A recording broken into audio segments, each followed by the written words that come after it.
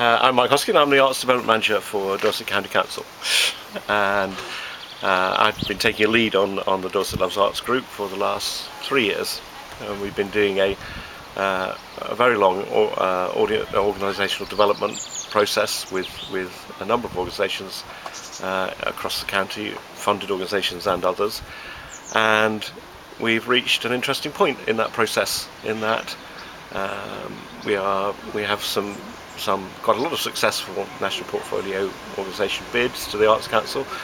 We've actually increased Arts Council funding in the county, which is fantastic compared to many others. Local authority funding more or less holding up, and I think that that's been a result of the hard work that we've done with the organisations, with the collaboration agenda, with making sure that all the bids that went into the Arts Council had some sort of common text in them around collaborating with others.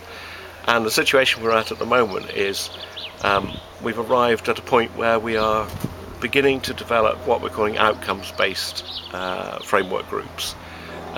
We've taken 6 outcomes which roughly align the county's cultural strategy with the Arts Council's goals, and now organisations are, if you like, sort of coming together around those outcomes to look at how they can collaborate to produce collaborative work on a programme for children and young people, a programme around health and well-being, and a natural environment, and the other 3, which I can't quite remember. Economy. Access and participation. Yes, access and participation, and one of the most interesting ones is around sustainable infrastructure and stronger organisations, and how what the nature of resilience is. So all those groups are now beginning to form and to develop a programme of work. The challenge we face at the moment, of course, is that everybody's got their national portfolio bids in successfully, and when that happened there was a bit of a sigh of relief, and I think our work now becomes even more important, because the work over the next 3 or 4 years will be around proving to the Arts Council that we can deliver on those outcomes, and we can deliver collaboratively.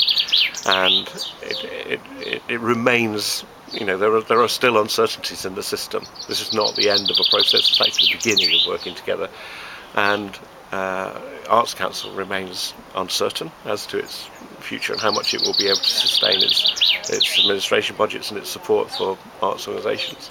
Local authorities remain in a relatively fluid situation, and so there are still things to be overcome in that, and it actually makes our work around that outcomes-based stuff really more important than ever, and organisations, I think, are now beginning to see the benefits of that.